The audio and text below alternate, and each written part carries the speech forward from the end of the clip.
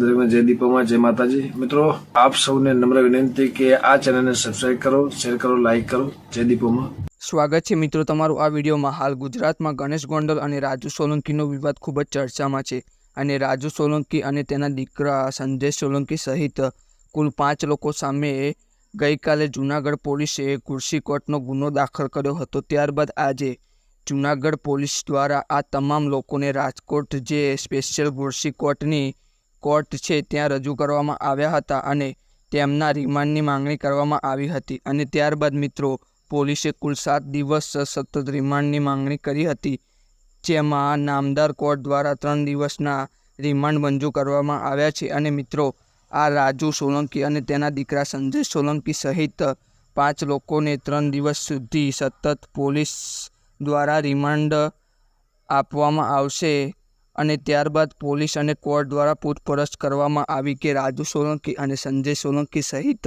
5 લોકો સિવાય અન્ય કોઈ સામેલ છે કે નહીં તેની પૂછપરછ થઈ અને મિત્રો આ ગણેશ ગોંડલનો વિવાદ દિવસે ને દિવસે કંઈક અલગ જ વળાંક લેતો હોય તેવું લાગી રહ્યું છે અને તમારું આ વિવાદ વિશે શું કહેવું છે, તમારું મંતવ્ય શું છે તે કોમેન્ટમાં જણાવો અને અમારી ચેનલને સબસ્ક્રાઈબ કરવાનું ભૂલતા નહીં મિત્રો।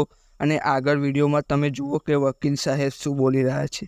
સરકાર સામે આંદોલનની તૈયારી રાજુભાઈ અને એમના સમાજ બધા તૈયારી કરતા હતા, પરંતુ સરકારને ક્યાંક ને ક્યાંક એવું લાગ્યું કે આ આંદોલન કરશે તો એની ઇફેક્ટ સેન્ટ્રલ લેવલે કદાચ પડે, એટલે એને દબાવવા માટે હાલની તકે આ ગુથીટોકનો કહેવાતો ગુનો દાખલ કરી અને સરકારે એમનો બચાવ ખોટો કર્યો છે।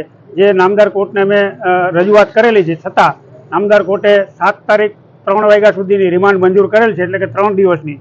જોઈએ હવે આગળ શું રજૂ કરે તો શું કરવાના છે, અમારી આર્ગ્યુમેન્ટ રજૂ કરે।